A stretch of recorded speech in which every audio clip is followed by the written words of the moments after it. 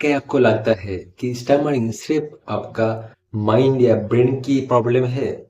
नहीं my dear friends, स्टमरिंग सिर्फ आपका माइंड या ब्रेन की प्रॉब्लम नहीं है, ये आपका बॉडी का स्पीच सिस्टम का ब्रेकडाउन है।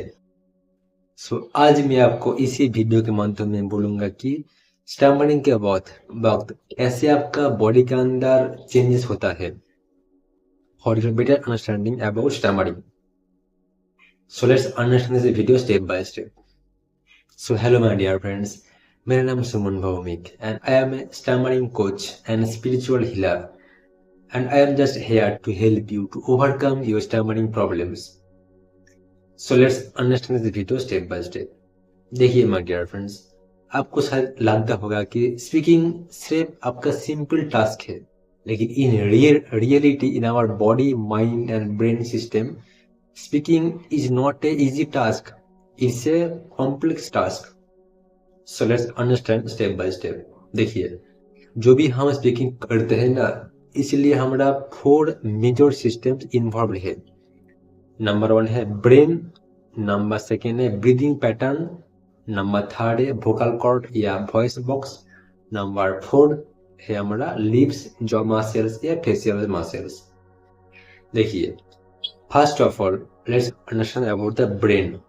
देखिए, हमको पहले कुछ भी वर्ड्स, कुछ भी साउंड बोलने से पहले हमारा ब्रेन का एक थॉट आता है कि मुझे क्या बोलना है, मुझे कैसे बोलना है।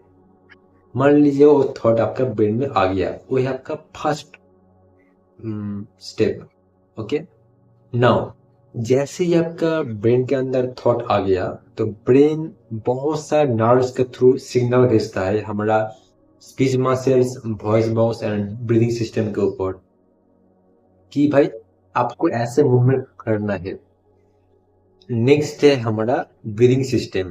तो जैसे ही हमारा ब्रेन ब्रीदिंग सिस्टम को नर्व सेंटर के थ्रू एक मैसेज भेजता है कि मुझे हमें स्पीकिंग करना है, वैसे ही हमारा लंग्स एरिया, हमारा डायफ्राम एरिया, जो हमारे अंदर एयर फ्लो होता है, तो एयर फ्लो को धीरे धीरे स्लोली बाहर निकालते हैं। ठीक है, और जिन लोगों का स्टमरिंग नहीं है, उन लोगों का ब्रेन का सिग्नल बहुत ही अच्छे से होता है, और जिन लोगों का स्टमरिंग है, उन लोगों का ब्रेन का सिग्नल के अंदर बहुत सारा फॉल्टी होता है या मिसमैनेजमेंट होता है, इसलिए उनका ब्रीदिंग सिस्टम ठीक से काम नहीं करता है। ठीक है, नंबर 2 पॉइंट है ब्रीदिंग पैटर्न। तो जिन लोगों का स्टमरिंग नहीं है, मीन्स जो लोग नॉर्मल लोग हैं, जिनका स्पीकिंग में कोई भी दिक्कत या प्रॉब्लम नहीं होता है, उनका ब्रीदिंग ठीक ठाक होता है। मीन्स उनका एयर फ्लो होता है ना, एयर फ्लो ठीक से वॉइस बॉक्स के थ्रू आपका नाक या माउथ के थ्रू बाहर निकालता है। और जिन लोगों का स्टमरिंग होता है या स्टमरिंग है या हल्लने की समस्या है, उन लोगों का क्या होता है कि ब्रीदिंग कहीं ना कहीं स्टक हो जाता है या ठीक से एयर फ्लो नहीं होता है। देखिए, आपका जैसे भी आपका एयर फ्लो होगा, तो आपका स्पीकिंग भी बहुत ज़्यादा फ्लुएंट होगा। अगर आपका एयर फ्लो ठीक से नहीं होता है, तो आपका वॉइस स्टक होगा या स्टमरिंग होगा या वर्ड्स का ब्लॉकेजेस होगा। नंबर 3 है वॉइस बॉक्स। ठीक है, वोकल कॉर्ड। तो जिन लोगों का स्टमरिंग नहीं है, उन लोगों का क्या होता है, पहले ये समझ लीजिए।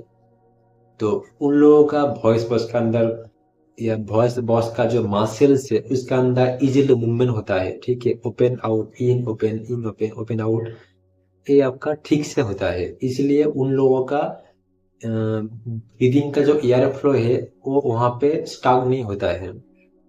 आपका शायद मान लीजिए आपका स्टमरिंग है, तो आपका क्या होता है, आप जैसे ही स्पीकिंग करते होंगे, तो इन दैट मोमेंट आपका जो वॉइस बॉक्स है, वो बिल्कुल क्लोज हो जाता है या उसका ठीक से मूवमेंट नहीं होता है। फॉर दैट रीजन आपका जो एयर फ्लो है, वो आपके इसी जो एरिया के अंदर स्टक हो जाता है, ठीक से बाहर नहीं निकलते हैं। एंड जैसे ही आपका एयर फ्लो निकलना बंद हो जाता है तो आपका वर्ड्स ब्लॉकेज होता है। ठीक है। नंबर 4 है लिप्स एंड जॉ मसल्स या फेशियल मसल्स। तो जिन लोगों का स्टमक नहीं है उन लोगों का ब्रेन जो सिग्नल भेजता है कि आपको कैसे मूवमेंट करना है या कितने स्पीड में मूवमेंट करना है, वो सब सारे मतलब टाइम बाय टाइम एक्यूरेटली होता है। और जिन लोगों का स्टैमरिंग है उन लोगों का क्या होता है कि ब्रेन जैसे सिग्नल भेजता है आपको फेशियल मसल लिप्स या टंग को, तो अकॉर्डिंगली दैट आपका जो वॉइस बॉक्स सॉरी आपका जो लिप्स एरिया है या टंग है या फेशियल मसल से उनका ठीक से मूवमेंट नहीं होता है। तो फॉर दैट रीजन आप बहुत ज़्यादा फोर्सफुली स्पीकिंग करने का ट्राई करते हो। As a result of the forceful speaking तो आपका बहुत ज़्यादा स्टैमरिंग होता है या आपका ब्लॉकेजेस होता है। एंड आपका जो रिपीटेशन ऑफ वर्ड्स होता है रिपीटली होता है, ऐसे ऐसे करके या ऐसे करके होता है, वो भी आपका लिप्स या फेशियल मसल्स का जो रिपीटेशन है इसके कारण आपका होता है। ठीक है। और आपका स्टमरिंग भी और आपका ब्लॉकेजेस भी बहुत ज़्यादा हाई होता है। So now how to practice and what is the solution for this problem. Number 1 is slow breathing. तो जैसे ही आप स्लो ब्रीदिंग करेंगे आपका एयर फ्लो ठीक से मूवमेंट होता है तो आपका वॉइस बॉक्स के अंदर कोई भी एयर स्टॉक नहीं होगा। और जैसे ही आपका एयर आपके वॉइस के अंदर स्टॉक नहीं होगा तो आपका एयर फ्लो ठीक से होगा एंड आपका स्पीकिंग जो फ्लुएंसी भी है वो भी बहुत ज़्यादा हाई होगा एंड आपका साउंड भी बहुत ज़्यादा क्लियरली होगा। Number 2 is slow starting. तो जैसे ही आप लोग स्लोली स्टार्टिंग करेंगे अपना स्पीकिंग तो ब्रेन एंड स्पीच मसल का जो कोऑर्डिनेशन है वो आपका कोऑर्डिनेशन ठीक से होगा एंड आपका जो स्पीकिंग जो मसल्स का जो इजीली मूवमेंट होता है वो आपका ठीक से होगा। एंड जैसे ही आपका स्पीकिंग मसल्स का इजीली मूवमेंट ठीक से होगा तो आपका वॉइस भी बहुत ज़्यादा फ्लुएंट होगा। ठीक है। Now relaxation technique number 3।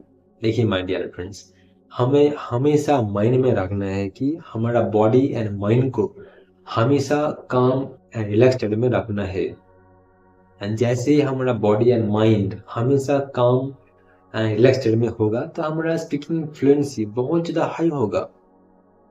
Okay, so please remember these 3 tips. Number 1 is slow breathing. Number 2 is slow speaking starts. Number 3 is mind and body का रिलैक्सेशन। ठीक है। सो आज के लिए बात इतना ही। अगर आपको भी स्टैमरिंग का इश्यूज है please follow me and subscribe my channel to more about how to overcome stammering problems. Thank you so much. Thank you.